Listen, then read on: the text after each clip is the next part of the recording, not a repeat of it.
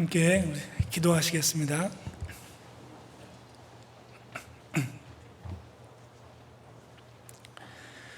사랑과 은혜가 충만하신 자비로우신 우리 주 아버지 하나님, 죄와 허물로 하나님을 멀리 떠나 이 세상이 전부인 것처럼 살아가던 우리들을 하나님께서 먼저 찾아와 주시고 예수 그리스도의 흘려주신 그 보배로운 피로 구원하셔서 주님의 거룩하신 몸된 교회 안에 두시고 항상 말씀으로 양육해 주시며 교훈해 주시는 것을 믿고 감사합니다.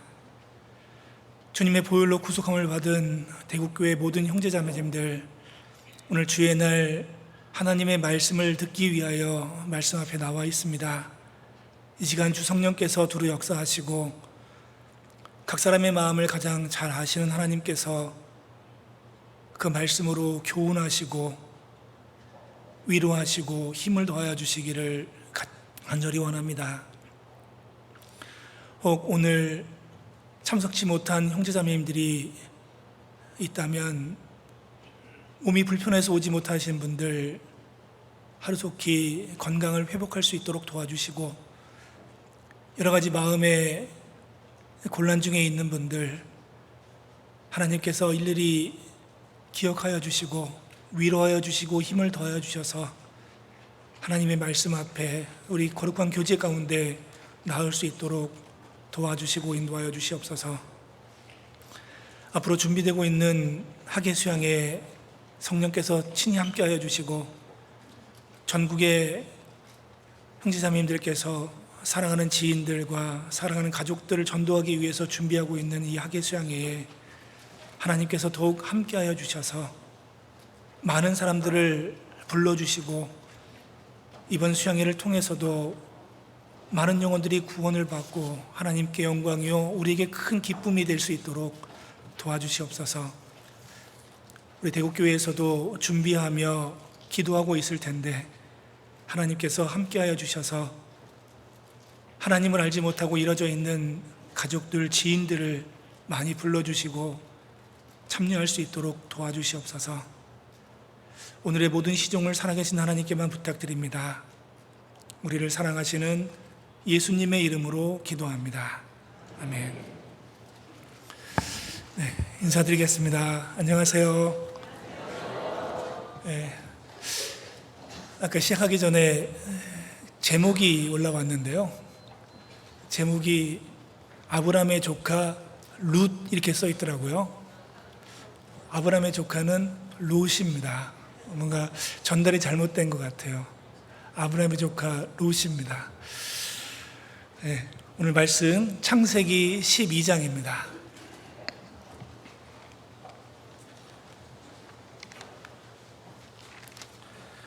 창세기 12장 1절 말씀부터 읽겠습니다. 창세기 12장 1절.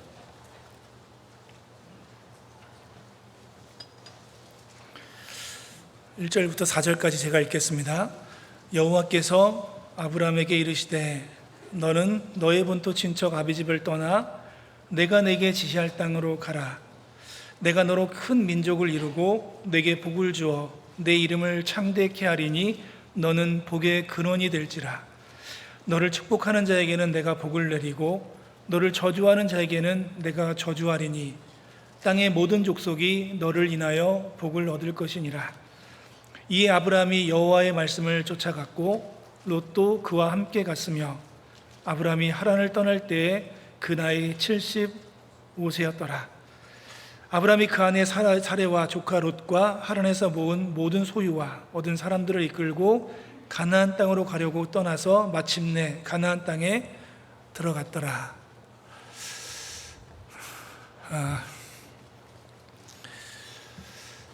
그리스도인이 가장 빛이 날 때가 언젠가 생각해 보면요, 그리스도인이 빛이 나고 가장 아름다울 때가 전도할 때 같습니다. 예수님이 요한복음 15장 19절에 너희는 너희가 세상에 속하였으면 세상이 자기의 것을 사랑할 터이나 너희는 세상에 속한 자가 아니요 세상에서 나의 택함을 입은 자인 고로 세상이 너희를 미워하느니라. 이런 말씀을 하셨습니다. 우리는 세상에 살지만 세상에 속한 자가 아니고 예수 그리스도의 보혈로 구속함을 받은 사람들이다. 이렇게 말씀을 드릴 수 있습니다. 그러니까 우리 구원받은 그리스도인들은 세상 사람들이 갖고 있는 목적하고 다를 수밖에 없습니다. 삶의 목적이 다를 수밖에 없습니다. 이 땅에서 열심히 살고 최선을 다하고 목표로 삼고 그 목표를 이루기 위해서 열심히 사는 것은 맞는데, 우리가 살아가는데 잘 살고 잘 먹고 하는 것이 우리 그리스도인의 삶의 목적이 될 수는 없잖아요. 목표로 삼을 수는 있습니다. 이 땅에서 자기의 사업에 근실한 사람은 왕 앞에 선다고 얘기했으니까요. 목표를 세우고 최선을 다하고 할 수 있는데 그것이 목적이 될 수는 없다. 이렇게 말씀을 드릴 수 있는 겁니다. 따져봤더니 그리스도인이 사는 목적이 천국 가기 위해서 사는 것은 아니잖아요. 이미 구원받은 그리스도인은 천국을 가게 됐기 때문에 모든 사람은 이미 천국에 들어갈 수밖에 없습니다. 그러니까 목적이 될 수가 없어요. 근데 우리 그리스도인이 그럼 이 땅에서 잘 사는 게 목적이냐? 그것은 아닌 것 같아요. 하나님을 알지 못하고 구원받지 못한 사람들이 갖는 그 목적인 거잖아요. 그러니까 우리가 아무리 따져봐도 우리 그리스도인들이 목적으로 삼을 만한 것은 전도밖에 없는 것 같아요. 이 땅에서 주님 만날 때까지 우리가 살아가면서 해야 될 일은 각각 주어진 삶이 있고 주어진 일이 있기 때문에 그 일은 최선을 다해야 되겠지만 그건 목적이 아니잖아요. 우리가 살아가는 그 동안에 해야 될 일과 목적은 하나님이 우리를 구원하신 이 복음을 알지 못하는 사람에게 전하는 것, 그것밖에 없는 것 같습니다. 그래서 그리스도인이 목적이 그렇기 때문에 그리스도인이 가장 빛이 날 때가 복음을 전할 때 같습니다. 우리 전도할 때 보면 깨끗해지잖아요. 어떻게 하면 내가 전하는 이 말씀이, 하나님의 말씀이 정말 하나님의 말씀이라는 것이 전해질까? 나를 절제하고 또 죄를 멀리하고, 그렇기 때문에 우리 그리스도인들이 전도할 때가 가장 깨끗해지는 것 같습니다. 서울중앙교회에 가장 활발한 부서가 하나 있습니다. 가장 활발한 부서가 청년회가 아닙니다. 활발한 부서는 은빛장년회입니다. 은빛장년회 어르신들이요, 청년 같아요. 재작년에 표를 걸었는데요. 표를 뭘로 삼았냐면 청년 같은 은장회 이렇게 시작을 했습니다. 그래서 청년 같은 은장회로 시작해가지고 한 해가 지나고 이제 성경 일독상을 드려야 되잖아요. 일독상을 드릴 수가 없는 겁니다. 전부 다 했으니까요. 그러니까 최소한 3독 이상 하신 분들을 선물을 줘야 되는 겁니다. 청년 같죠? 근데 은장의 어르신께서 작년에 표를 바꿨습니다. 청년 같은이 아니라 청년 은장회로. 그러면서 모이기 시작하시는데요. 우리 어르신들이 수요일 날 7시 새벽 모임을 하십니다. 그리고 토요일 날도 하시고 주일 날 오전 모임, 오후 모임 이렇게 많습니다. 처음에는 얼마 안 나오시다가요. 수요일 날은 교회 나오는 것이 아니고 수요일 날하고 토요일은 줌으로 합니다. 줌으로 해서 최근에 줌으로 참석하신 인원이 190명이십니다. 그래서 이 190명과 200명은 줌 사용료가 달라요. 그래서 고민 중에 있습니다. 돈을 더 내고 200명 이상 되는 줌을 사용했는지 고민하고 있습니다. 근데 즐거운 고민이잖아요. 어르신들이 이렇게 모이기에 힘쓰고 말씀 들으려고 하고 하니까 참 젊은 사람들이 더 힘을 내서 봉사하고 하는 것 같습니다. 그 대구교회도 세대가 이렇게 계속 바뀌어가는 것 같습니다. 어르신들도 상당히 많습니다. 그리고 교회 안에는 정말 하나가 돼서 복음을 위해서 힘쓰는 것 같습니다. 어르신들은 모이고 기도하고, 그리고 청년들 그리고 봉사에는 열심히 봉사하면서 복음 전하고, 이게 교회가 이렇게 활발하게 움직여가는 것 같습니다. 히브리서 3장 14절에 보니까 이런 말씀이 있습니다. 우리가 시작할 때 확실한 것을 끝까지 견고히 잡으면 그리스도와 함께 참여한 자가 되리라.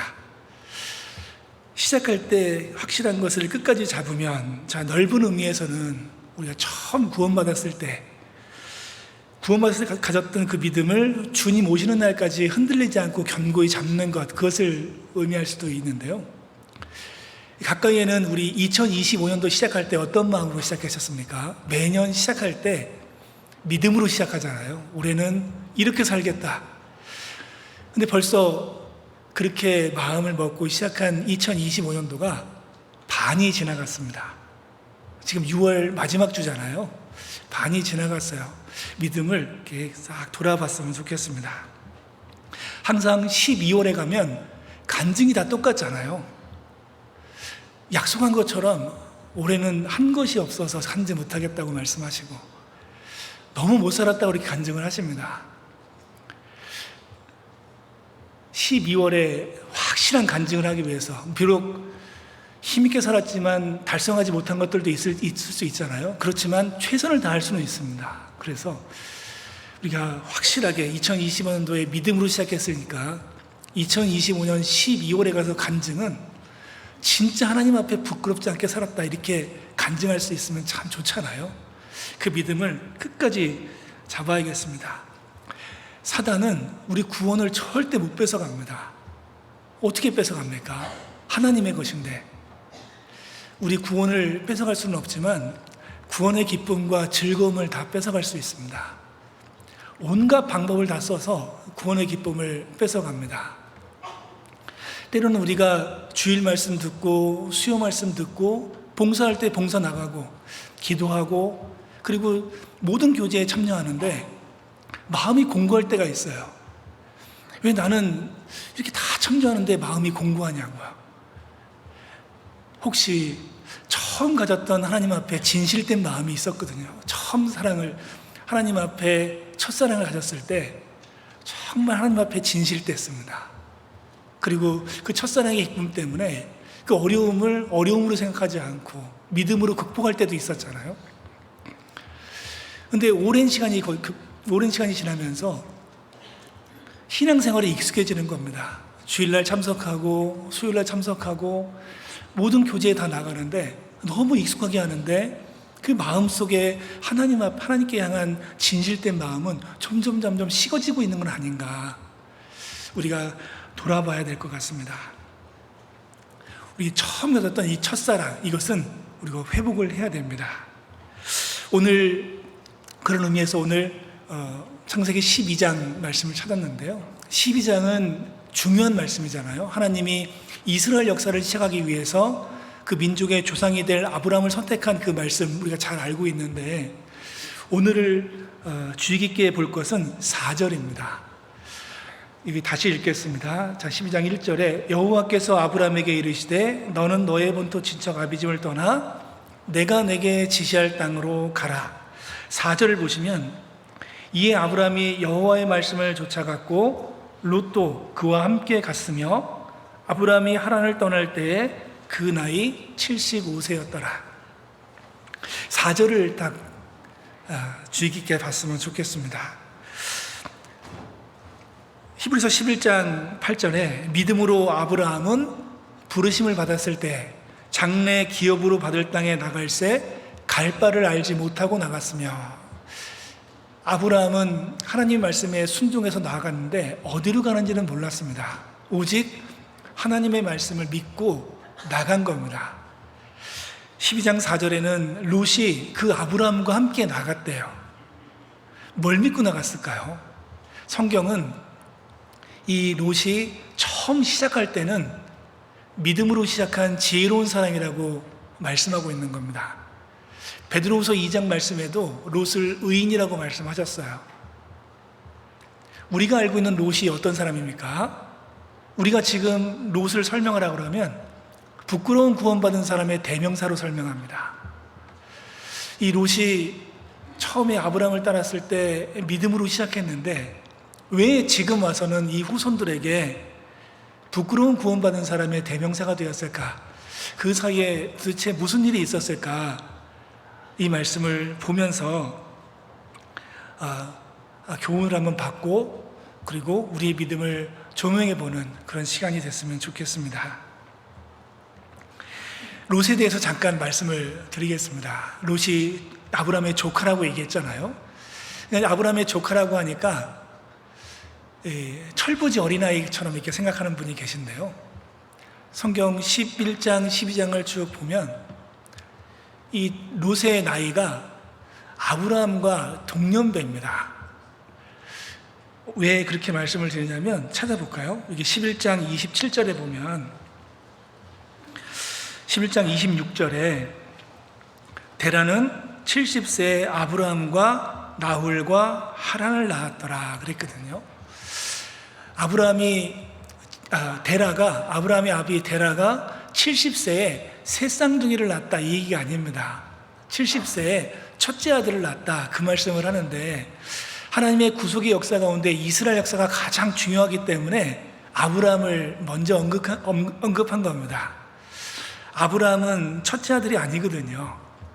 그러면 첫째 아들이 누굴까 봤더니 여기 32절에 보면 데라는 205세를 향수하고 하란에서 죽었습니다. 아브라함의 아비 데라가 205세를 향수하고 하란에서 죽었는데 하나님께서 12장 1절 아브라함에게 명령한 이 말씀은 하나님께서 하란에서 두 번째 말씀한 겁니다. 너의 본토 지정 아비 집을 떠나 내가 내게 지시할 땅으로 가라 그렇게 말씀하셨는데 그때 아브라함의 나이가 75세래요. 그러니까 그 아버지 데라가 205세 때 아브라함 나이가 75세라면 어렵네요. 그죠? 계산 안 하셔도 됩니다. 제가 다 알려드리겠습니다. 데라가 130세 낳은 아들이 아브라함입니다. 그러니까 첫째 아들 하란을 낳았을 때가 70세고 막내 아들 아브라함을 낳았을 때가 130세입니다. 그래서 첫째 아들과 막내 아들 사이가 60년이에요. 그러니까 첫째 아들 하란이 언제 결혼했는지는 모르겠지만 60살에 롯을 낳았으면 아브라함하고 동갑이에요. 근데 혹시 이 데라가 50살에 롯을 낳았으면 아브라함보다 10살이 많은 겁니다. 그러니까 이 롯은 이 아브라함을 따라 나갔을 때 삼촌 그러면서 따라가는 철부지 아이가 아니라 충분히 자기 기업을 형성하고 자기 삶을 주관하는 그런 어른이었던 겁니다. 자, 그래서 여기서 생각을 해보면 롯이 아브라함을 따라 나갈 당시에 아브라함은 오직 믿음으로 나갔습니다. 갈 바를 알지 못하고 나갔거든요. 하나님께서 말씀하신 그 말씀을 믿고 그 믿음을 쫓아 나갔습니다. 롯이 이 아브라함이 어디로 가는지를 몰라요. 어디 가냐 물어보면 모른다 그랬겠죠. 하나님이 본토 친척 아비 집을 떠나 내가 내게 지시할 땅으로 가라. 그 땅이 어딘지 모릅니다. 출발한 겁니다. 롯이 그 아브라함을 쫓아 나갈 당시에 참 고민이 많았을 것 같아요. 따라가야 될까 말아야 될까. 그렇지만 결국은 이 롯이 아브라함을 따라 나갔습니다. 그러니까 이렇게 정리할 수 있을 것 같아요. 아브라함은 하나님의 말씀을 쫓아 믿음으로 나간 사람이고 롯은 아브라함의 믿음을 믿고 그 믿음에 동참한 사람이다. 이렇게 얘기할 수 있을 겁니다. 그러니까 믿음으로 시작한 사람이 롯이었어요. 롯이 일생 중에 가장 좋은 선택을 할 때죠. 아브라함을 쫓아 나갔으니까요. 근데 지금 우리 앞에 있는 이 롯은 부끄러운 구원받은 사람의 대명사인데, 이것을 왜 이 롯이 아브라함을 떠났을까? 떠난 이유를 한 3가지만 말씀을 드리고자 합니다. 3가지를 어떻게 말씀을 드리냐면, 하나는 이 롯이 보는 것을 주의하지 않았다는 겁니다. 보지 말아야 될 것을 이제 본 거고, 또 하나는 죄에 대해서 단호한 마음을 갖지 않았다는 겁니다. 그리고 3번째는 하나님의 징계에 대해서 그것을 경홀히 여겼습니다. 이 3가지 측면에서 이 롯을 보면 우리가 어떠한 마음으로 신앙생활을 해야 될지, 어떠한 마음을 가져야 될지, 이 마지막 시대를 살아가는 우리가 어떻게 이 믿음을 지켜야 될지를 생각해 보고자 합니다. 자, 롯이 아브라함을 떠난 사건이 있는데, 그 롯의 믿음, 이 믿음으로 시작했던 이 롯의 믿음을 흔들었던 사건이 하나가 있습니다. 여기 12장 5절을 보면, 7절을 보면,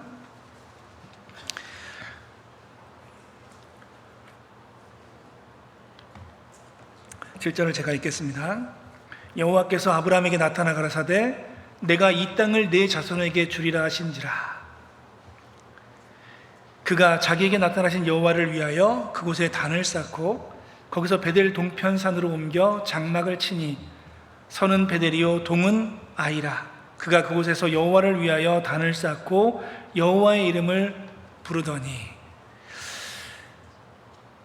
자, 하나님 말씀에 따라서 가나안 땅에 도착했습니다. 거기서 하나님께서 아브라함에게 약속을 하셨어요. 내가 이 땅을 내 자손에게 주리라. 하나님의 약속은 변하지 않습니다.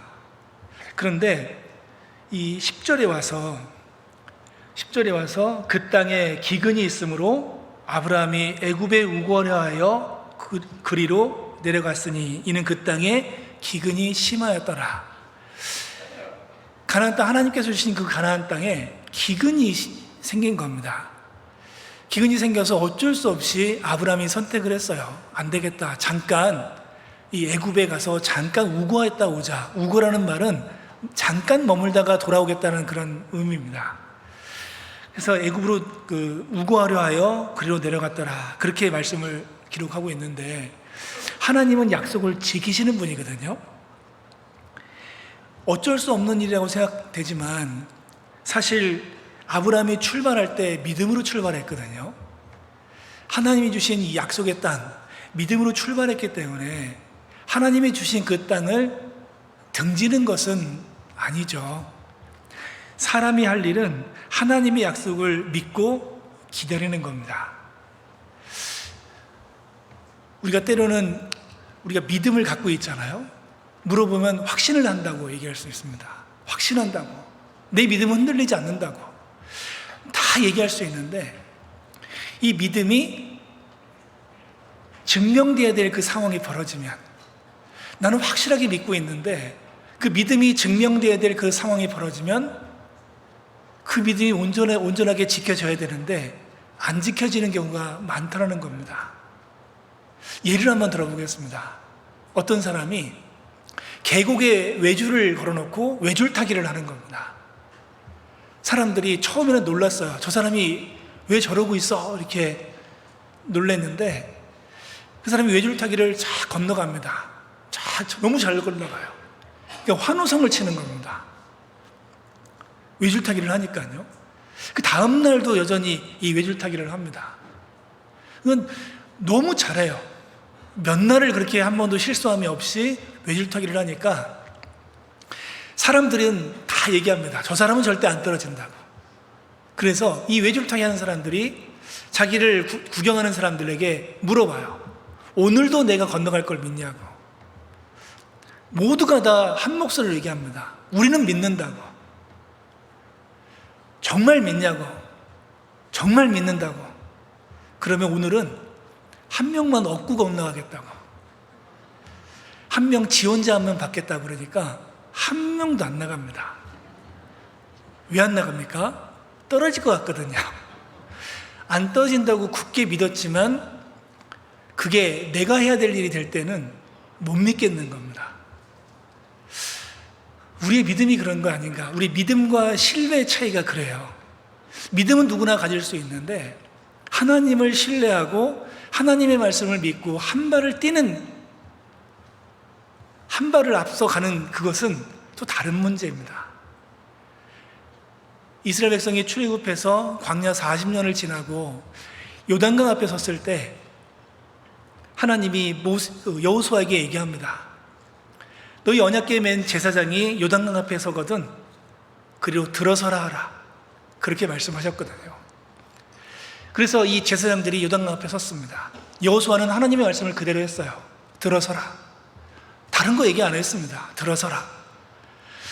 근데 이 제사장들이 앞에 봤을 때 지금 요단강이 짱이라고 넘치는데 어떻게 들어갑니까? 과거에는 호메가 바다를 가르고 건너가라고 그랬는데 요단강은 갈라주지도 않고 들어가라고 그러냐고. 이 제사장이 어떻게 했겠습니까? 자기 눈으로 볼 때는 요단강이 너무 창이라니까 들어갈 수가 없어요. 그러니까 눈을 감아버렸어요. 감았다는 말씀은 성경에 없지만 제사장들이 눈을 감아버렸습니다. 자기가 육신의 눈으로 보이는 것은 창이란 요단강이고 마음의 눈으로 보는 것은 하나님의 말씀이거든요. 어디다 방점을 찍을까 하다가 육신의 눈을 감아버렸습니다. 그랬더니 하나님의 말씀만 보이잖아요. 그래서 제사장들은 요단강에 들어섰습니다. 한 발 들어섰을 때 요단강이 갈라졌어요. 홍해바다는 구원의 문제이기 때문에 하나님이 먼저 갈라주셨습니다. 근데 요단강은 믿음의 문제이기 때문에 먼저 갈라주지 않았습니다. 들어서라 해서 믿음을 갖고 들어섰을 때 요단강을 하나님께서 갈라주셨거든요. 믿음의 문제와 신뢰의 문제는 다른 것 같습니다. 믿는다고 우리가 확신을 갖고 얘기하는데 그 믿음이 증명되어야 될 그 상황이 벌어지면 우리도 할 수 있을까? 해야죠. 아브라함이 하나님께서 약속하신 가나안 땅에 기근이 있다고, 자, 안 되겠다, 피하자, 애굽 땅으로 내려갔습니다. 우리 여기 표시해 놓고 창세기 28장을 한번 가볼까요?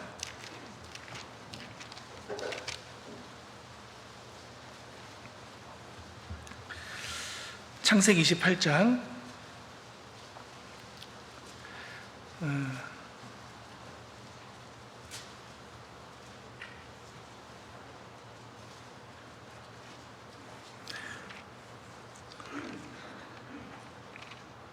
죄송합니다. 26장입니다. 26장 1절입니다. 아브라함 때 첫 흉년이 들었더니 그 땅에 또 흉년이 들매 이삭이 그랄로 가서 블레셋 왕 아비멜렉에게 이르렀더니 여호와께서 이삭에게 나타나 가라사대 애굽으로 내려가지 말고 내가 내게 지시하는 땅에 거하라. 이 땅에 유하면 내가 너와 함께 있어 내게 복을 주고 내가 이 모든 땅을 너와 내 자손에게 주리라. 내가 내 아비 아브라함에게 맹세한 것을 이루어. 아브라함이 죽고 이삭이 이제 가족을 이뤘을 때 또 한 번 그 땅에 기근이 있는 겁니다. 여전히 이삭도 애굽으로 가려고 쭉 내려가고 있어요. 그랄 땅은 애굽과 가나안 땅의 접경지입니다. 그 땅에 머물렀을 때 하나님이 이삭에게 가지 마라. 거기 있으면, 이 땅에 거하면 내가 너와 함께 있어 내게 복을 주고 모든 땅을 너에게 네 자손에게 주리라. 이삭이 그 말씀을 믿고 그랄 땅에 머물렀습니다. 12절 보시겠습니다. 12절 13절을 함께 읽어볼까요? 이삭이 그 땅에서 농사하여 그 해에 100배나 얻었고 여호와께서 복을 주심으로 그 사람이 창대하고 왕성하여 마침내 거부가 되어. 이삭이 그 땅에서 농사를 지었습니다. 기근이 심한 땅에서요. 기근이 심한 땅에서 농사를 지었는데 그 해에 100배를 얻었답니다. 하나님은 스케일이 크신 분 같아요. 믿음으로 남아있을 때 아브라함은 가나안 때 애굽으로 내려갔지만 이삭은 안 내려갔거든요. 그 말씀을 믿고 그 땅에 머물렀습니다. 그랬을 때 하나님께서는 그렇게 복을 주셨어요. 자, 아브라함이 잠깐 기근 때문에 애굽 땅으로 내려갔는데, 애굽 땅에 내려갔을 때 아브라함이 큰 곤란을 하나 겪잖아요.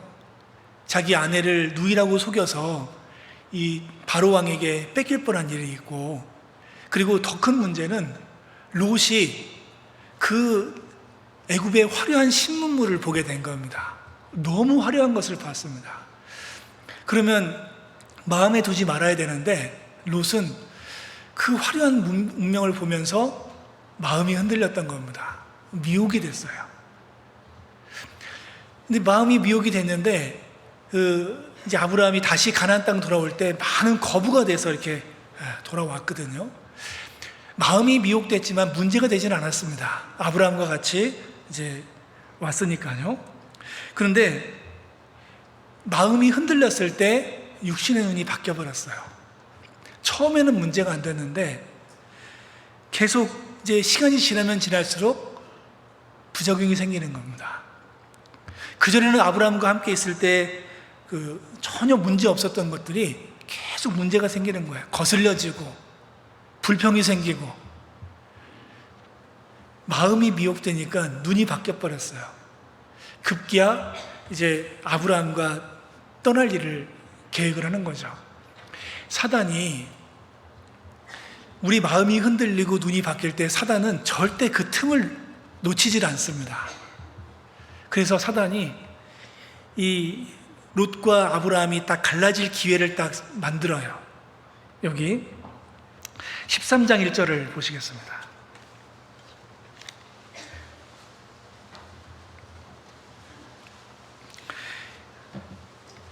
13장 1절 아브라함이 애굽에서 나올새 그와 그 아내와 모든 소유며 롯도 함께하여 남방으로 올라가니 아브라함에게 육축과 은금이 풍부하였더라. 자, 5절입니다. 아브라함의 일행 롯도 양과 소와 장막이 있으므로 그 땅이 그들의 동거함을 용납치 못하였으니 곧 그들의 소유가 많아서 동거할 수 없었습니다. 그러므로 아브라함의 가축의 목자와 롯의 가축의 목자가 서로 다투고 또 가나안 사람과 브리스 사람도 그 땅에 거하였는지라. 아브라함이 롯에게 이르되 우리는 한 골육이라 너나 나나 내 목자나 서로 다투게 말자. 아브라함이 제안을 합니다. 우리가 많아지다 보니까 우리 목자들이 다투고 있으니 서로 갈라서자. 아브라함이 제안을 했습니다. 사실 아브라함이 제안을 했어도 롯은 떠나면 안 됩니다. 근데 롯은 됐다. 이 기회에 좀 나도 한번 가족을 세워보자 하면서 이제 저쪽 동쪽을 바라봤습니다. 10절입니다. 이에 롯이 눈을 들어 요단 들을 바라본즉 소알까지 온 땅에 물이 넉넉하니 여호와께서 소돔과 고모라를 멸하시기 전이었는 고로 여호와의 동산 같고 애굽 땅과 같았더라. 그러므로 롯이 요단 온들을 택하고 동으로 옮기니 그들이 서로 떠난지라. 아브라함이 결국 떠나게 만들었습니다. 그런데 이 롯이 눈이 바뀌었다 그랬잖아요. 여기 보면 13절에 소돔 사람은 악하여 여호와 앞에 큰 죄인이었다라고 말씀하고 있거든요. 하나님의 눈에 보기에 큰 죄인이었는데 롯의 눈에는 여호와의 동산 같고 자기가 경험했던 애굽 땅 같은 겁니다. 그 이 땅이 가장 좋은 거예요. 그래서 그 땅을 선택하고 그리로 들어갑니다. 사단의 능력이 어느 정도냐면 먹으면 죽는 이 선악과를 먹음직하게 보이고 보암직하게 보이고 지혜롭게 할 만큼 탐스럽게 할 수 있는 능력이 있는 존재예요. 먹으면 죽는 건데 무섭지 않습니까? 저거 먹으면 죽는데 먹고 싶은 거예요. 그렇게 만들 수 있는 존재가 사단이에요. 사단은 우리가 미혹된 마음을 절대 놓치지 않고 결국 그곳에 파고들어서 결국 교회와 멀어지게 하고 교제에서 떨어지게 만드는 겁니다. 이 성경은 항상 말씀하잖아요. 보이는 것 의지하지 마라. 보이는 것 의지하지 마라. 하나님은 항상 말씀으로 우리에게 교훈하시고 말씀을 가지고 믿음의 눈으로 바라보라고 말씀하거든요. 우리 그리스도인들이 눈으로 보는 것은 온통 실망스러운 것밖에 없지 않습니까? 온통. 근데 믿음의 눈으로 봤을 때는 능히 이길 수 있는 것들입니다. 하나님은 우리 주위로 말씀을 삥 둘러서 우리를 보호하고 있습니다. 이사야 42장 10절에 보면 두려워 말라. 내가 너와 함께함이니라. 놀라지 말라. 나는 너의 하나님이 됨이니라. 이 말씀은 우리에게 큰 위로가 되지 않습니까? 두려워 말라. 내가 너와 함께함이라 그랬습니다. 놀라지 말라. 나는 너의 하나님이다. 이 말씀은 우리에게 큰 힘을 주고 용기를 주잖아요. 그러니까 우리가 눈을 감으면 그 말씀만 생각나요. 이길 수 있습니다. 근데 눈을 뜨면 온통 불안한 것뿐이에요. 실망스러운 것뿐이고. 보는 것 의지하지 마라. 성경은 늘 말씀합니다. 사람이 보는 것 의지하다 보면 결국은 불의와 타협하게 될 수밖에 없고 사람을 의지할 수밖에 없습니다. 하나님은 나의 하나님이라고 분명히 말씀하고 있는데 나는 사람을 의지할 수밖에 없어요. 우리는 보는 것 쫓아가는 것이 아니라 믿음의 눈으로 봅니다. 하나님은 천지에 충만하시고 안 계신 곳이 없잖아요. 그런데 천지에 충만한 분이시지만 하나님이 자기 이름을 두시고 역사하시는 곳은 시대마다 달랐습니다. 이 아브라함이 있었던 그 족장 시대는 하나님을 찾는 사람이 한 사람도 없었던 때예요. 그랬을 때 하나님은 믿음을 쫓아간 아브라함을 통해서 역사하십니다. 여기 13장 14절을 보시면 롯이 아브라함을 떠난 후에 여호와께서 아브라함에게 이르시되 너는 눈을 들어 너 있는 곳에서 동서남북을 바라보라. 보이는 땅을 내가 너와 네 자손에게 주리니 영원히 이르리라. 롯이 떠난 다음에 하나님이 아브라함에게 하신 약속입니다. 떠나면 안 되는 거죠, 롯은. 그러니까 하나님을 찾는 사람이 한 사람도 없을 때 그때 하나님께서 자기 이름을 두시고 역사하는 곳은 아브라함밖에 없습니다. 아브라함을 떠난다는 것은 하나님을 떠나는 거죠. 그리고 이제 이스라엘이 민족이 되고 애굽에서 종살이 할 때가 있었습니다. 400년 만에 출애굽을 하죠. 광야에서 하나님께서 이 이스라엘 백성 가운데 내 이름을 두고 역사하는 곳은 성막이었습니다. 출애굽기 30장 6절에 보면 그 속죄소는 내가 너와 만날 곳이다. 속죄소라는 것은 성막 지성소 안에 있는 이 언약궤의 뚜껑입니다. 그곳에서 하나님이 너와 만날 것이다. 이렇게 말씀하십니다. 그러니까 천지에 충만하신 하나님께서 자기 이름을 두시고 역사하시고 그리고 다스려 가시는 곳은 따로 있었던 겁니다. 그래서 사람들은 이 이스라엘 백성들은 성막을 중심으로 진을 형성하고 그렇게 행군을 하고 했잖아요. 그랬을 때 가장 안전했습니다. 이스라엘 백성이 가나안 땅 들어가서 이 왕정 시대를 거칠 때 하나님이 역사하시는 곳은 성전이었습니다. 이건 찾아보겠습니다. 열왕기상 9장입니다. 열왕기상 9장 3절입니다.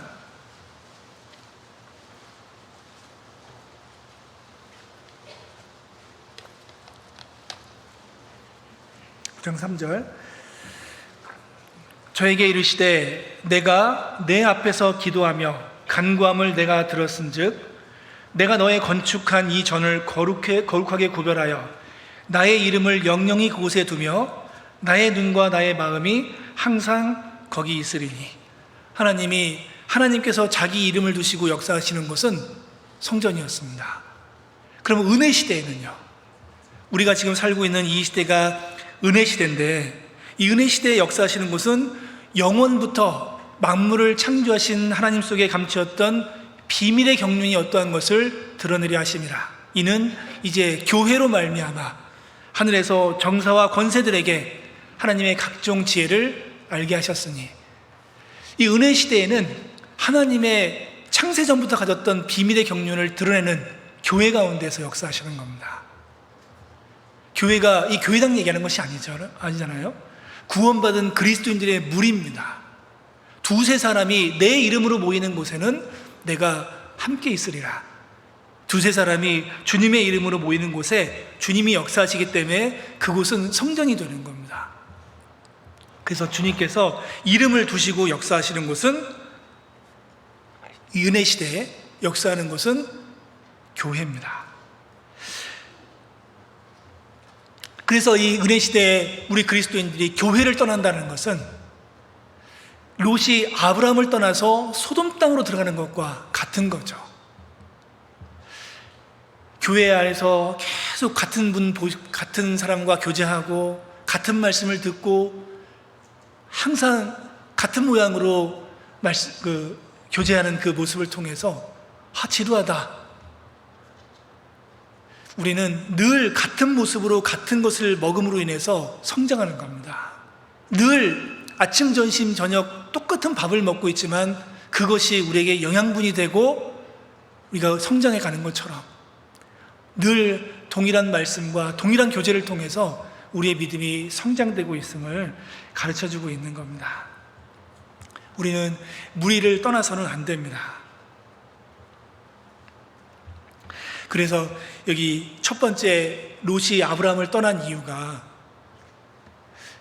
비록 아브라함의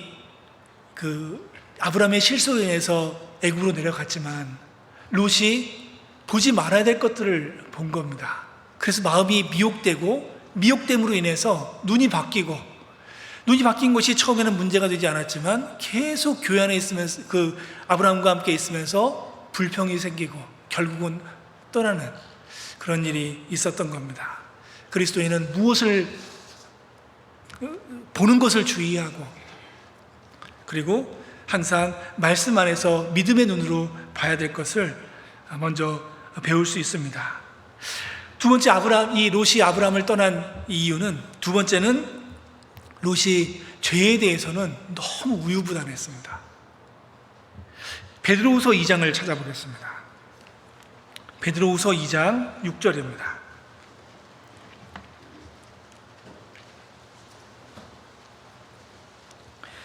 베드로후서 2장 6절. 소돔과 고모라 성을 멸망하기로 정하여 죄가 되게 하사 후세에 경건치 아니할 자들에게 본을 삼으셨으며 무법한 자의 음란한 행실을 인하여 고통하는 의로운 롯을 건지셨으니 이 의인이 저희 중에 거하여 날마다 저 불법한 행실을 보고 들음으로 그 의로운 심령을 상하니라. 롯이 소돔 땅에 거하면서 계속 이 의로운 심령을 상하고 있었습니다. 저 불법한 행실들을 보면서. 그러면 벗어나야죠.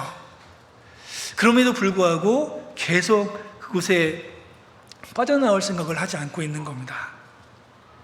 롯은 보는 것만 약했던 것이 아니라 이 죄에 대해서 단호한 마음을 갖지 않고 우유부단한 마음을 가졌던 겁니다. 우리 잠언 6장 27절 말씀을 잘 아실 텐데요. 사람이 불을 품에 품고야 어찌 그 옷이 타지 아니하겠으며 사람이 숯불을 밟고야 어찌 그 발이 되지 아니하겠느냐. 하나님 앞에 바르지 못한 그곳에 있으면서, 하나님이 싫어하는 곳에 머물면서 하나님이 기뻐하시는 일을 하기를 바라는 것은 잘못된 거잖아요. 나와야죠. 하나님께 그 상태에서 하나님 앞에 기도하면 하나님은 나와라 막 그렇게 응답하실 겁니다. 더구나 이 창세기 19장 1절에 이 롯이 소돔 땅에 거하면서, 롯은 나이가 많았잖아요. 그러다 보니까 이 19장 1절에 날이 저물 때 두 천사가 소돔에 이르렀습니다. 마침 롯이 소돔 성문에 거하다가 그들을 만나고, 이렇게 기록된 말씀이 있는데요. 롯이 소돔 성문에 앉았다가 그렇게 기록을 한 것은, 고대 시대에는 성문에 앉았다는 것은 어떤 역할이 있었다는 것을 말씀합니다. 어떤 계약이 있든지 재판을 하든지 그곳에 앉는 사람이 성문에 앉은 사람들입니다. 그래서 이 정도의 영향력이 있을 수 있는 이 롯이 이 백성들에게 어느 정도 영향력을 끼칠 수 있는 위치에 있는데도 불구하고 아무런 영향을 끼치지 못하는 그런 사람이 이 롯이었습니다. 여기 19장을 찾아보겠습니다. 한번 창세기 19장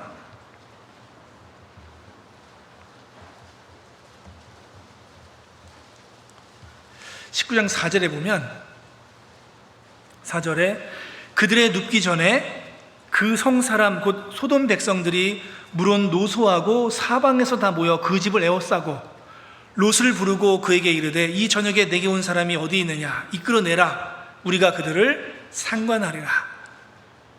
롯이 소돔 성문에 앉아있는 사람입니다. 그러니까 그 지역에서 어느 정도 영향력을 미칠 수 있는 그런 사람이었어요. 그런데 그 집에 손님이 왔다고 사람들이 둘러서서 그 손님이 이끌어내라 우리가 그들을 상관하겠다 이렇게 얘기를 합니다. 그리고 12절에 보면 그 사람들이 천사들이죠. 천사들이 롯에게 이르되 이 외에 내게 속한 자가 있느냐 내 사위나 자녀나 성중에 내게 속한 자들을 다 성 밖으로 이끌어내라. 그들에 대하여 부르짖음이 여호와 앞에 크므로 여호와께서 우리로 이곳을 멸하러 보내셨나니 우리가 멸하리라. 롯이 나가서 그들과 정혼한 사위들에게 고하여 이르되 여호와께서 이 성을 멸하실 터이니 너희는 일어나 이곳에서 떠나라 하되 그 사위들이 농담으로 여겼더라. 평상시 이 장인어른 롯이 사위들에게 보이는 모습이 어떠한 모습이었길래 이 사위들이 말과 행동이 하나님 앞에 발랐다면 그리고 정직하고 그랬다면 아마 사위들이 롯의 말을 들었을 때 두려워했을 겁니다. 최소한 생각은 했겠죠. 정말일까? 생각하고 아마 두려워했을 겁니다. 그런데 이 사위들이 장인어른의 말을 들으면서 농담으로 여겨요. 어떻게 얘기했을까요? 하나님이 떠나래 이렇게 얘기했으면 아마 농담으로 여겼겠죠. 간절히 정말 하나님이 이 땅을 심판하겠다고 했다. 절박한 심정으로 얘기를 해야 되는 것 아닙니까? 그런데 아마 그렇게 얘기하지 않았던 것 같아요. 행동이 일관적이지 못하고 단호한 마음이 없으니까 이 사위들이 장인어른의 말을 농담으로 여겼던 겁니다. 이 죄에 대해서 단호하고 말과 행동이 그리스도인다운 모습 속에서 이 주위 사람들이 우리의 말을 정말 두려워하게 될 겁니다. 평상시 우리의 모습을 통해서 사람들이 지켜보고 있잖아요. 근데 우리의 삶이 그리스도인답지 못하고 죄에 대해서 단호한 마음이 없으면서 세상 사람들에게 하나님의 심판을 얘기한다면 세상 사람들은 농담으로 여길 겁니다. 최근에 교구 안에서 이제 우리 서울중앙교회는 인동원에 있잖아요. 인동원 교구가 이렇게 있습니다. 근데 처음 알았어요. 그 지역에 있는 이 인동원에 있는 이 사람들이 우리 교회를 어떻게 생각하는지. 물론 우리 교회가 각 어느 교회를 가든지 다 그 손가락질 하고 있잖아요. 그리고 비난하고. 근데 우리는 아닐 거라고 생각했는데 최근에 그 중에 한 분이 구원을 받았는데 교회당 앞에 있는 건물에 사는 건물주 어르신이에요. 어르신이 구원을 받고 처음 이제 그 상담을 하는 중에 간증을 합니다. 뭐라고 간증하냐면 본인이 그곳에서 40년을 살았다고. 40년을 살았다고 하면서 이 교회가 이단이라는 것을 아직도 알고 있답니다. 그리고 우리 그 서울중앙교회 담임 목사님 이영 목사님인 거 아시잖아요. 거기 그 담임 목사님 집은 호화 저택에 그 풀장이 있는 것으로 알고 있습니다. 세상에 그렇게 알고 있는 사람이 태반이래요. 그 어르신이 얘기하는데. 그런데 그 어르신이 구원을 받고, 근데 구원을 받는 과정이 어떤 거였냐면 그 건물에 청년이 세를 들어온 겁니다. 청년 부부가 세대 이제 뭐라 그러죠? 신혼 부부가 세를 들은 겁니다. 근데 이 신혼부부가 저 이단교회 다니는 것을 알고 있어요, 이 어르신이. 그래서 참 안 됐다, 처음에 이렇게 생각했답니다. 그래서 3년을 지켜봤대요. 3년을 지켜봤는데 이 신혼부부가 너무 정직하더랍니다. 사는 게 성실하고 정직하고 배려할 줄 알고 그 젊은 신혼부부가 그걸 3년을 지켜봤답니다. 아닌데 저 이단교회 다니면 패가망신하는데, 그런데 정직하고 성실하고 가면 갈수록 발전을 하고 있는 거예요. 그러니까 도대체 저 친구가 믿는 저 교회는 어떤 곳인가 궁금하고 있던 차에 자매님이 전도를 하니까 못 이기는 척 말씀을 들으러 온 겁니다. 어르신이 83세세요. 말씀을 듣는데 무슨 말씀인지 모르잖아요. 그래서 상담을 하러 갔더니 도대체 무슨 말씀인지 모르겠는데 저 젊은 신혼부부가 믿는 그 하나님이 어떤 분인지 알고 싶어서 믿어질 때까지 듣겠답니다. 그래서 몇 개월을 들었습니다. 집회가 있으면 무조건 오셔서 들었습니다. 구원을 받으셨어요. 구원을 받고 첫 번째 구역 모임이 이완 목사님 댁이었습니다. 이거 공개적으로 하면 안 되는데. 근데 그 어르신이 이제 구역 모임을 나오시죠? 그랬더니 싫다 그러면서 이완 목사님 댁에서 합니다 그랬더니 가겠다 그러는 겁니다. 왜 가겠다 그랬냐면 알아보려고, 정말 그 호화저택에 풀장이 있는지 알아보려고 왔답니다. 그래서 그 구역 모임 때 간증하셨던 내용이에요. 저는 풀장이 있고 호화저택인 줄 알았는데 교회 한쪽 구석에 한 40평 남짓한 집에 무슨 풀장이 어딨냐고, 여느 그냥 집이고, 또 더 놀란 것은 목사님 사모님이 앞치마 두르고 자기를 영접한 것이 놀랐답니다. 그래서 그때 무슨 간증을 하냐면 주위 사람들이 전부 다 나처럼 알고 있다. 그래서 내가 그 사람들 다 데리고 올 거라고, 다 거짓말이었다고 자기가 소문을 내고 다닐 거라고 그렇게 얘기하시더라고요. 그 구원받은 이유가 뭡니까? 정말 그 신혼부부 형제자매님의 삶이었어요. 우리 이스라엘을 여호와의 증인이라고 얘기하죠. 왜 여호와의 증인이라고 합니까? 이스라엘 백성이 하나님 증거하고 다니는 것이 아니라 그 이스라엘의 역사가 하나님을 증거하는 거잖아요. 그러니까 이스라엘은 역사적으로 사는데 그 역사가 하나님을 증거합니다. 우리 구원받은 사람을 그리스도인이라고 얘기하잖아요. 그리스도의 증인이라고 얘기하는 겁니다. 그리스도의 증인은 말로 복음을 전하는 사람도 되겠지만 삶으로 그리스도의 향기를 나타내는 사람이 그리스도인이다. 정말 그 청년이 그리스도인이었습니다. 그리스도의 증인이었어요. 그래서 우리가 생각을 바꿨습니다. 사실 우리가 그렇잖아요. 복음을 전하려고 나가서 말씀을 들어보라고 하면 그 전도를 받는 사람이 무슨 생각합니까? 왜 나한테 가까이 하고 그러세요? 우리도 마찬가지 아닙니까? 우리도 만약에 다른 종교를 갖고 있는 사람이 우리한테 접근을 해서 친절하게 하면 이 사람이 우리한테 좋은 소식을 전하려고 합니다, 이런 생각 안 하잖아요. 우리도 저 사람이 왜 나한테 접근하지? 이런 생각 할 거잖아요. 세상 사람도 마찬가지입니다. 우리는 말씀을 전하는 것도 있지만 우리의 삶이 그리스도의 향기를 나타내야 돼요. 그래서 너희가 서로 사랑하면 모든 사람이 너희가 내 제자인 줄 알리라. 정말 최근에 그렇게 해서 구원받은 사람들이 몇몇 있습니다. 본인이 다니는 교회에는 맨날 분쟁하고 서로 싸우고 있는데 여기 교회에 오면은 서로 사랑하고 하는 모습들이 너무 부럽다는 겁니다. 한 권사님이. 그래서 그분한테는 복음을 따로 전하진 않았습니다. 그냥 오라고, 놀라 오라고 그랬습니다.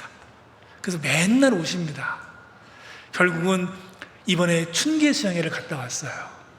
그러니까 우리가 복음을 전하는 모습이 이제는 우리 서로 사랑하고 그리고 그리스도인의 빛을 나타내는 것, 그리스도의 증인으로서의 삶을 살아가는 것, 그것이 우리 지금 마지막 시대를 살아가는 그리스도인의 삶이 아닌가. 그랬을 때 우리의 말이 힘이 있는 것 아니겠습니까? 그렇게 그리스도의 증인으로 살지 않고 향기를 나타내지 않으면서 그리스도의 복음을 전한다면 그 복음은 세상 사람들이 농담으로 듣지 않겠습니까?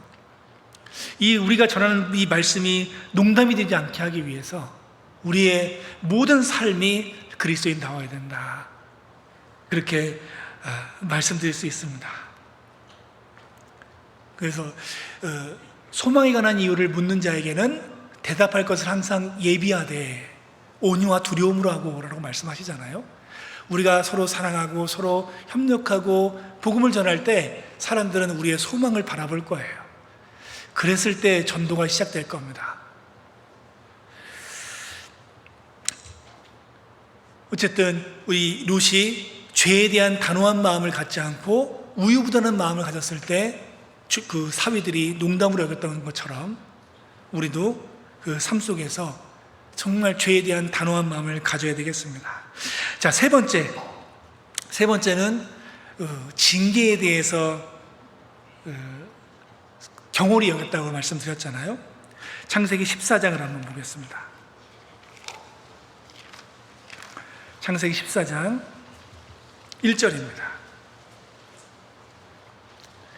당시에 신할 왕 아브라멜과 엘라살 왕 아리옥과 엘람 왕 그돌라오멜과 고임 왕 디다리, 소돔 왕 베라와 고모라 왕 비르사와 아드마 왕 시납과 스보임 왕 세메벨과 벨라 곧 소알 왕과 싸우니라. 참 성경이 어렵습니다. 근데 여기 보면 소돔과 연합한 왕은 다섯 왕, 그렇죠? 그리고 상대편 왕은 네 왕입니다. 그러니까 5대4로 싸우는 거예요.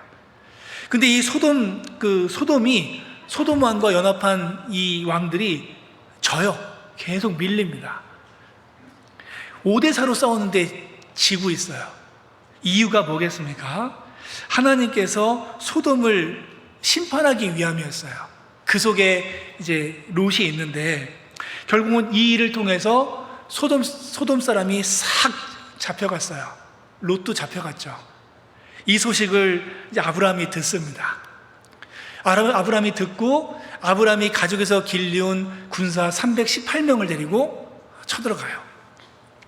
쳐들어가서 급하게 이제 거기서 전쟁에서 이기고 롯 그리고 가족들 모든 재산을 다 뺏어서 이제 다시 돌아오는 일이 있습니다. 자, 14절을 보시겠습니다. 11절부터 보겠습니다. 도망한 자가 와서 히브리 사람 아브라함에게 거하니 때에 아브라함이 아모리 족속 마므레의 상수리 숲을 근처에 거하였더라. 마므레는 에스굴의 형제요 또 아넬의 형제라. 이들은 아브라함과 동맹한 자더라. 아브라함이 그 조카의 사로잡혔음을 듣고 집에서 길리고 연습한 자 318인을 거느리고 단까지 쫓아가서 그 가시를 나누어 밤을 타서 그들을 쳐서 파하고 다메섹 좌편 호박까지 쫓아가서 모든 빼앗겼던 재물과 자기 조카 롯과 그 재물과 또 부녀와 인민을 다 찾아왔더라. 다 찾아왔습니다. 이 롯은 살았잖아요. 아이고 이제 뭐 살려고 했더니 전쟁통에 다 뺏기게 생겼는데 삼촌 아브라함을 통해서 자기가 살았잖아요. 그러면 그때부터라도 아브라함을 쫓아가야죠. 저는 아브라함, 당신이 나를 내쳐도 나는 끝까지 붙잡겠습니다. 이래야 되는데 다시 소돔 땅으로 들어가는 겁니다. 이거를 분명히 소돔 땅은 죄인으로 하나님 앞에 악한 죄인이라고 해서 하나님께서 심판한 것인데 그것을 징계로 여기지 않고 다시 그 건진받았을 때 다시 그리로 돌아가는 것을 보면 롯은 하나님의 징계에 대해서 너무 무감각한 겁니다. 우리가 징계가 있으면 우리는 돌아봐야 돼요. 징계는 상대방이 얘기하면 안 됩니다. 이거 자매 이거 징계야 이러면 절대 안 되는 거예요. 징계는 스스로 하는 겁니다. 스스로. 징계라고 생각되더라도 얘기하면 안 되겠죠. 기도는 할 수 있는데, 저분이, 저 형제, 저 자매 징계 같은데 어떡하냐. 기도는 할 수 있지만 얘기하면 안 되죠. 그 징계일지 아니면 하나님이 더 크게 쓰기 위한 고난일지 모르는 겁니다. 그렇기 때문에 우리는 서로는 얘기하지 않고 본인은 고백을 해야죠. 이거는 내가 이럴 줄 알았다고, 내가 더 기도하고 회개하고 다시 하나님 앞에 정직한 마음으로 서야겠다, 이런 마음이 필요한 겁니다. 그래서 다시 들어간 롯을 통해서 결국 롯은 이 세 가지, 아브라함을 떠날 수밖에 없는 이 세 가지, 이 일을 통해서 지금 우리가 알고 있는 롯은 부끄러운 구원받은 사람의 대명사가 됐던 겁니다. 자, 하나님의 징계는 우리의 유익과 그의 거룩하심에 참여하기 위함이다, 우리가 말씀을 배우고 있잖아요.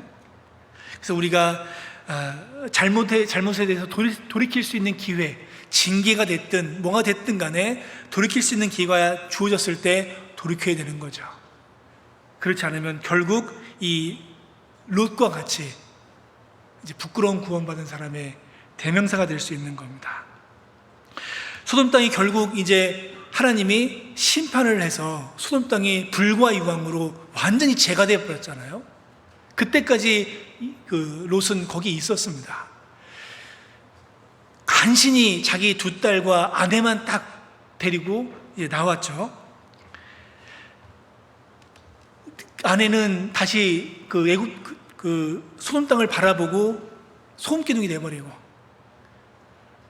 간신히 딸 2명을 데리고 소알 땅에 거했는데, 딸들은 이 소돔 땅에서 보고 들은 것이 있기 때문에 우리 자손을 우리가 만들자, 아버지의 술을 먹고 동침함으로 인해서 자손을 낳고, 그게 모압과 암몬 자손이잖아요. 신명기 23장에 보면 암몬 사람과 모압 사람은 여호와의 총회에 들어오지 못하리니 그들에게 속한 자는 10대뿐 아니라 영영이 여호와의 총회에 들어오지 못하리라. 하나님의 총회에 들어오지도 못하게 됐습니다. 정말 부끄러운 거잖아요. 믿음으로 시작한 이 롯, 세상에 대한 미련, 세상을 바라보고 그 미혹되는 마음, 그리고 죄에 대한 무감각, 그리고 징계에 대해서 경홀히 여기는 마음, 이 마음이 아브라함을 떠나고 그리고 부끄러운 구원을 받는 사람이 됐습니다. 그래서 우리가 여기서 배울 수 있는 것은, 그리스도인은 보는 것을 조심해야 하죠. 보는 것, 우리 눈에는 온통 보이는 것 뿐이잖아요. 근데 하나님은 항상 보는 것 의지하지 마라, 믿음의 눈으로 보라, 항상 말씀하십니다. 그리고 또 하나는 죄에 대해서는 단호하고 신앙생활에 대해서는 결단이 필요하다. 하나님은 에베소서에 우리 죄는 그 모양이라도 버리라고 말씀하시잖아요. 모양이라도 버려라. 죄에 대해서는 단호한 마음, 신앙생활에 대해서는 다 결단, 이것을 우리가 마음을 가져야 되겠습니다. 그리고 마지막으로 하나님의 징계에 대해서 가볍게 여길 것이 아니라 돌이켜서 감사하는 마음을 가져야 됩니다. 돌이키고 또 하나님이 회복시켰을 때는 감사하는 마음, 이런 마음을 우리가 가져야 되겠습니다. 베드로후서 2장 7절 말씀 아까 읽었는데, 무법한 자와 음란한 행실을 인하여 고통하는 의로운 롯을 건지셨으니 이 의인이 저희 중에 거하여 날마다 저 불법한 행실을 보고 들음으로 그 의로운 심령을 상하니라. 8절에 이 의인이 저희 중에 거하여, 저 의인이 저희 중에 거하여, 하나님 말씀이 이 의인이 왜 여기 있냐, 하나님은 그 말씀을 하고 있는 것 같아요. 네가 구원을 받고 정말 믿음으로 시작했는데 너 왜 여기 있냐, 이런 말씀을 하고 있는 것 같습니다. 그러니까 안타까워하는 하나님 마음이 보이지 않습니까? 왜 여기 있냐? 우리에게도 동일하게 말씀을 하고 있을 것 같습니다. 처음에 구원을 받고 하나님께 영광을 돌리고 하나님 이름만 들어도 마음이 뛰고 예수 그리스도를 이름만 들어도 마음이 뛰었던 그때인데, 지금 하나님은 이 의인이 왜 여기 있느냐라고 우리에게 말씀할 수도 있지 않습니까? 하나님은 잠언 24장에 대저 의인은 7번 넘어질지라도 다시 일어나려니와, 이런 말씀을 기록하고 있는데, 그 말씀을 보면 하나님이 말씀하시는 의인은 7번 안 넘어지는 의인이 아니라는 거잖아요. 하나님이 보시는 의인은 완벽한 삶을 살아가는 사람이 의인이다, 이 얘기를 한 것이 아닙니다. 잠언 24장 26절에 의인은 7번 넘어질지라도 다시 일어나려니와 라는 말씀을 하고 있는 것을 보면, 하나님은 넘어지는 그릇이 있을지라도 다시 일어나는 것에 대해서 하나님은 칭찬하는 것 뿐입니다. 그러니까 안 넘어져서 칭찬하는 것이 아니라 넘어졌지만 다시 일어나는 사람을 칭찬하는 겁니다. 하나님은 책망하는 것이 목적이 아니라 일어나는 것을 칭찬하고 싶은 마음이 있는 겁니다. 우리 왜 거기 있느냐? 돌이켜서 다시 돌아와야 되는 겁니다.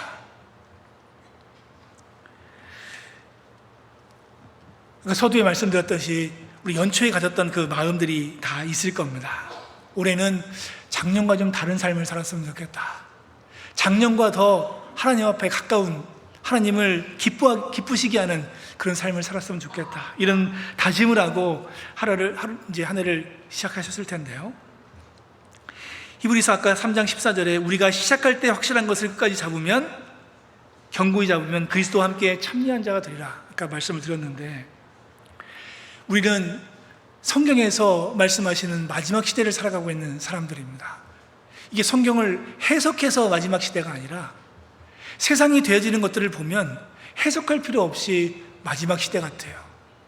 주님이 언제 오시더라도 오실 수 있는 그럴 때 같습니다. 그러니까 히브리서 10장에 있는 말씀처럼 우리는 뒤로 물러가 침륜에 빠질 자가 아니오 오직 영혼을 구원함에 이르는 믿음을 가진 자다. 자, 이렇게 말씀하고 있는데, 이제는 우리는 뒤로 물러갈 새가 없습니다. 주님 이제 언제 오실지 모르는 그런 상황 속에서 우리 마음의 어리를 동이고, 주님이 언제 오시더라도 아멘 주 예수의 오시옵소서, 이런 마음을 가지고 기다려야 되는 겁니다. 일의 끝이 시작보다 낫다라고 말씀드렸습니다. 히브리서 11장에 있는 선진들, 그 믿음의 전당이라고 하잖아요. 믿음의 전당에 기록되어 있는 이 믿음의 선진들, 그들의 공통점이 있습니다. 그들이 완벽한 삶을 살아간 사람은 한 사람도 없어요. 완벽한 신앙생활을 한 사람이 아니라 끝을 믿음으로 승리한 사람입니다. 중간중간에 넘어진 사람도 있어요. 근데 마지막을 믿음의 승리자로 승리한 사람들이 이제 히브리서 11장에 기록된 겁니다. 정말 평상시 잘하다가 마지막에 믿음을 포기하고 넘어진 사람은 기록하지 않았어요. 우리가 믿음으로 시작한 올 한 해가 믿음으로 칭찬받는 한 해가 되어야 되겠습니다. 그리고 롯이 구원을 받은 것은 롯이 의인이었기 때문이 아닙니다. 물론 롯을 의인이라고 말씀하셨지만 의인이었기 때문에 구원을 받은 것이 아니라 아브라함의 중보기도 때문이었습니다. 이 말씀 한번 찾아보겠습니다. 창세기 19장 29절입니다.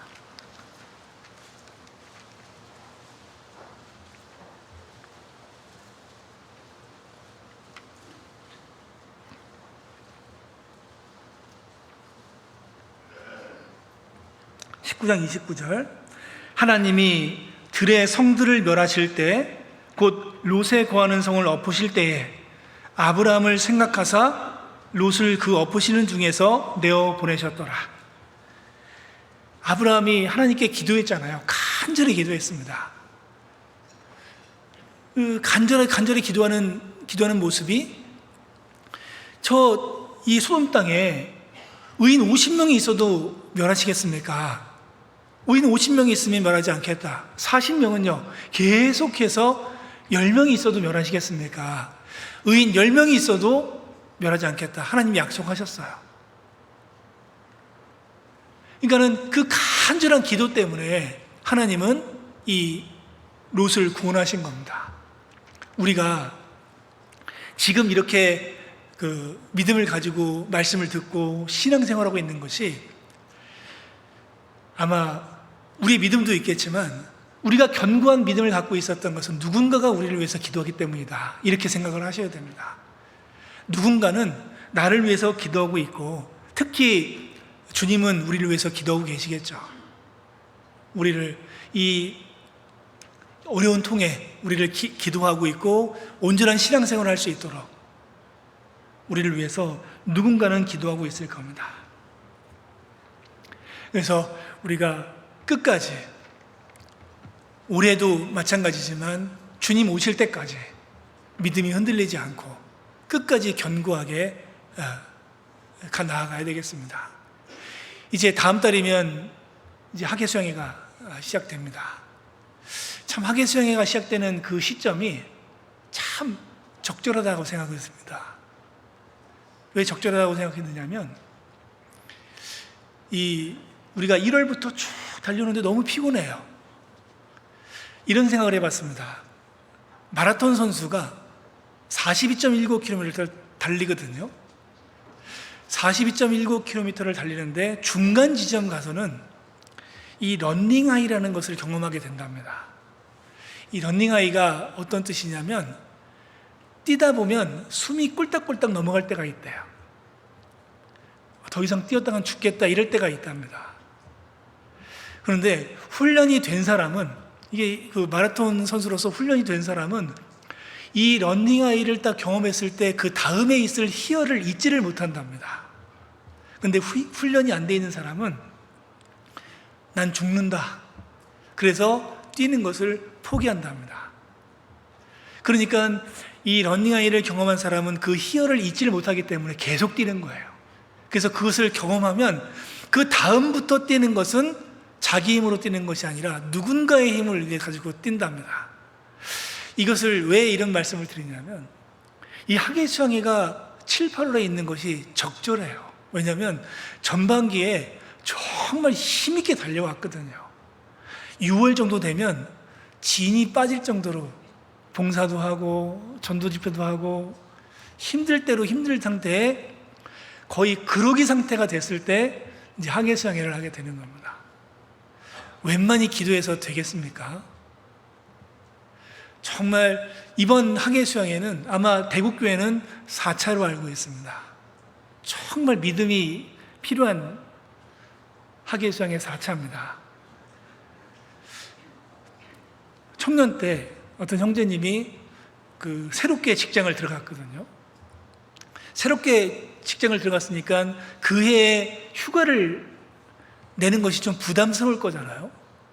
근데도 하계수양회는 가고 싶은 겁니다. 그래서 아침마다 출근 30분 전에 먼저 출근해가지고 여리고성을 무너뜨리듯이 부장님 책상을 한 바퀴씩 돌았답니다. 오늘 한 바퀴 돌고 다음 날도 가서 또 한 바퀴 돌고 그거를 한 달 동안 기도하면서 돌았답니다. 하계수양회 갔을까요? 못 갔을까요? 못 갔습니다. 이거는 어쩔 수 없잖아요. 근데 못 갔어요. 못 갔지만 그는 그 간절한 마음이 있어서 회사가 끝나는 즉시 공주 수영관으로 갔습니다. 말씀을 듣고 봉사하고 새벽에 올라와서 출근하고 그거를 3박 4일간 했습니다. 그분은 참석한 겁니다. 그죠? 간절한 마음이 있으면 방법이 생기는 것 같아요. 근데 믿음이 꺾이는 순간 방법은 없습니다. 믿음은 딱 꺾어서 시작하는 것이 아니에요. 믿음은 일단 곧게 펴는 겁니다. 된다. 분명히 하나님은 함께 하실 거다. 이 믿음은 곧게 펴야 됩니다. 설령 믿음대로 되지 않을지라도 하나님이 견고하게 믿고 있는데 이 믿음으로 되지 않을지라도 믿는 겁니다. 그리고 도움을 구해야지. 그래야 방법이 생깁니다. 믿음이 꺾이는 순간 답은 없어요. 이번 학예 수양회 서울중앙교회도 마찬가지입니다. 저희하고 같은 자수잖아요. 서울중앙교회하고. 정말 우리가 믿음을 시험할 때입니다. 믿음을 시험하고 간절한 마음으로 이번 수양회를 준비하고, 수양회에는 하나님이 가장 관심을 갖고 있는 곳 같아요. 전국에 있는 형제자매님들이 한 가지 기도 제목을 가지고 기도하는 곳이거든요. 그러니까 용광로가 될 수밖에 없습니다. 그곳에 우리가 사랑하는 사람, 정말 하나님을 알지 못하는 사람, 마지막 기회라고 해서 모시고 가야 되지 않겠습니까? 정말 그 믿음을 가지고 주님은 얘기할 겁니다. 믿음대로 되라. 내 믿음이 너를 구원하였으니 편안히 가라. 그렇게 말씀하실 겁니다. 이번에 꼭 이 믿음을 가지고 하게 때 만나겠습니다. 기도하겠습니다. 사랑과 은혜가 충만하신 자비로우신 하나님 아버지, 감사합니다. 우리 영혼을 구원하여 주시고 주님의 거룩하신 이 몸된 교회 안에서 사랑하는 성도들과 함께 교제하며 은혜를 나눌 수 있도록, 이 거룩한 교제를 할 수 있도록 허락하신 것을 감사합니다.